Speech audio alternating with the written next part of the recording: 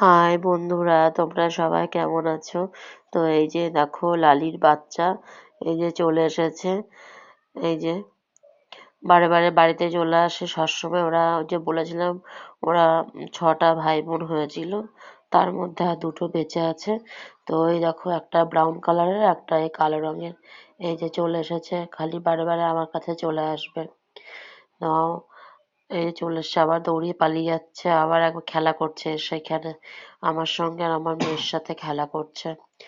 তো এই যে এখানে খেলা করছে, তাই আমি ভাবলাম যে একটু এই তখন এই যে ওর ওই যে ওর বোনও চলে, ওর দাদাও চলে এসেছে, মানে ভাইও চলে এসেছে। এই দেখো আমার কোলে উঠে কেমন করে আদর খাচ্ছে, মানে হচ্ছে অনেক দিনের চেনা এরকম কোলের মধ্যে চুপ করে চুপটি করে বসে আছে আমার কোলের মধ্যে।